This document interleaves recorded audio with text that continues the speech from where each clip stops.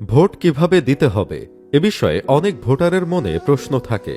চলুন ধাপে ধাপে জেনে নেই একজন ভোটার ভোট কেন্দ্রে কী প্রক্রিয়ার মধ্য দিয়ে ভোট প্রদান করেন। ধাপ ১।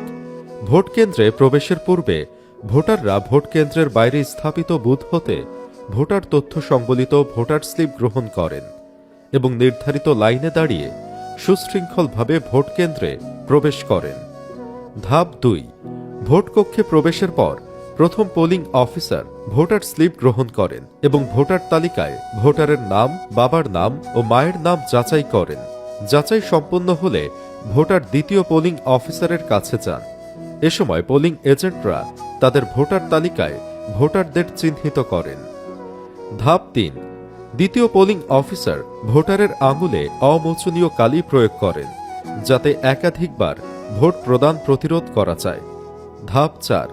এরপর সহকারী প্রিসাইডিং অফিসার ভোটারের জন্য ব্যালটের মুড়িপত্রে ভোটার এলাকার নাম, ভোটার ক্রমিক নম্বর লিখে এবং মুড়িপত্রে অফিসিয়াল সিল এবং স্বাক্ষর প্রদান করে ব্যালটের উল্টা পাশে সিল ও অনুস্বাক্ষর দিয়ে ব্যালট পেপার ইস্যু করেন। ইস্যু করার পূর্বে ব্যালটটি লম্বালম্বিভাবে ভাঁজ করে ভোটার ব্যালট পেপার প্রদান করে। ধাপ ৫।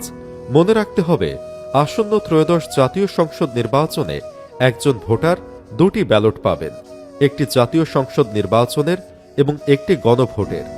ভোটারকে উভয় ব্যালটেই ভোট প্রদান করতে হবে। ধাপ ৬।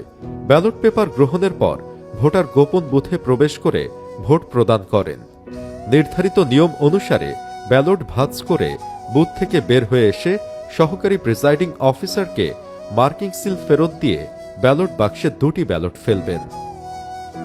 আপনার একটি ভোটই গণতন্ত্রকে শক্তিশালী করে। নির্ধারিত দিনে ভোট কেন্দ্রে গিয়ে আপনার ভোটাধিকার প্রয়োগ করুন।